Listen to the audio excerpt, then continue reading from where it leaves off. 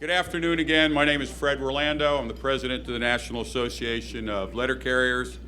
And today, once again, I have the distinct honor of welcoming you to the 2015 celebration of NALC's Heroes of the Year. And believe me, this really is an honor.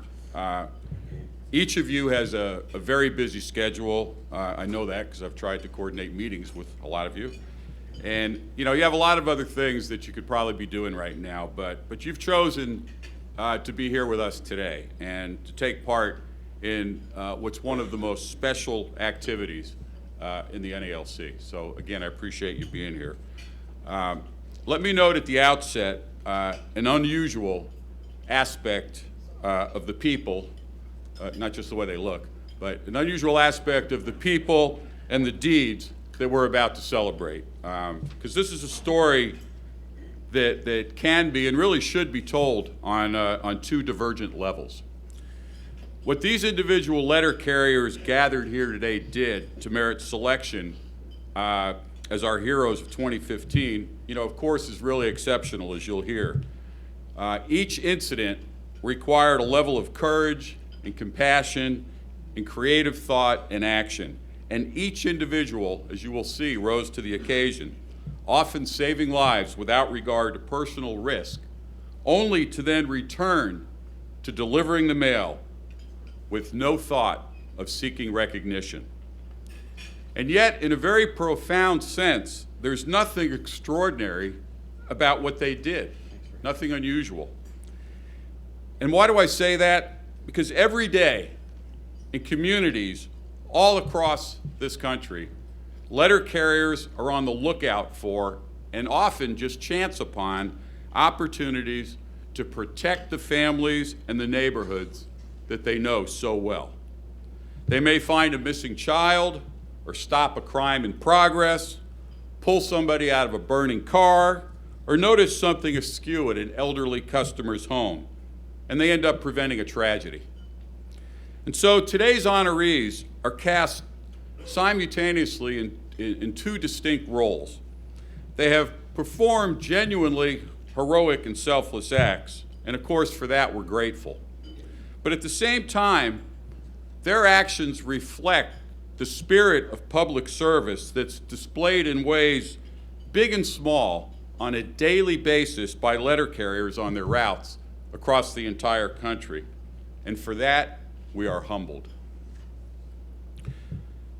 And what I'm trying to say, and bear in mind I'm a letter carrier, not a wordsmith, is that our honorees' actions reflect something larger.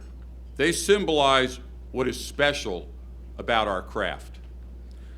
Letter carriers are part of the fabric of the communities they serve, an integral part.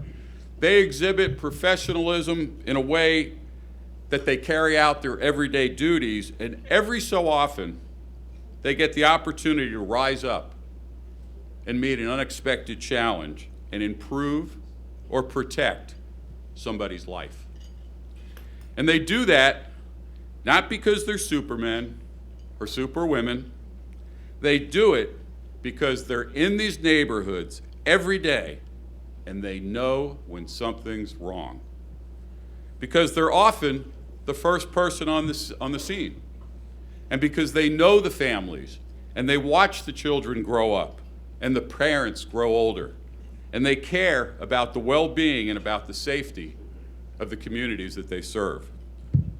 And because nearly 1/4 of letter carriers are military vets, as are nearly half of our heroes today. And protecting and saving others is really in their DNA. And because for all letter carriers, this isn't just a job, it's a career in public service. What our 2015 heroes did to be singled out by an independent panel of judges, and the way letter carriers as a whole serve as the eyes and ears of their communities, all of this makes me very proud to be elected to lead the National Association of Letter Carriers. It's also why, among the many activities that I participate in as president of this great union, as I said before, the Heroes event is among the most important and the most enjoyable. It is, after all, about the men and the women who carry the nation's mail. And by the way, that's 40% of the world's mail. And what they do to protect and to improve our country. Having braved the weather while carrying mail for more than 20 years in Florida myself, what? It's a little cold three times a year down there. I know well how the nation's 180,000 city letter carriers crisscross this nation, delivering to each neighborhood that makes up the American community. They provide hand-delivered personal service to every home, every business, every American, and they do it 6 and increasingly 7 days a week. They do it when storms or floods or other natural disasters hit. When letter carriers often are the only sign of normalcy for many residents after such a tragedy. They also carry on when man-made problems arise or threaten to arise, such as a government shutdown. The reason they do is simple and yet not universally known. The United States Postal Service doesn't get any taxpayer funding. The Postal Service earns its money selling one stamp after another. And letter carriers do still more. As a union, we run the country's largest one-day food drive to help the hungry. We're trained and prepared to deliver medicines and vaccines in the event of a biological attack on major cities. And we lead the fight to stop muscular dystrophy. And occasionally, individual carriers prove to be the difference between life and death, or manage to improve lives and even communities. And we're gathered here today to honor some who have done just that. This annual selection and recognition of the Heroes of the Year dates back to 1974. Back then, NALC branches across the country, they wrote detailed reports of heroic deeds in articles for our monthly newsletter, the Postal Record. These reports increased in frequency to the point where the NALC and the Postal Service agreed to hold a national recognition event. Now, we still publish in the Postal Record stories of bravery and community service performed by our members. Over the course of a year, we highlight hundreds of these stories, as you can see in the book, A Year Worth of Heroes, that should be at your tables. And we know that many of the most impressive acts go unreported. And why do you think that is? Because after responding to a need or a potential catastrophe, most of our carriers, we hear this over and over and over, simply dust off or dry off their uniforms and go back to work.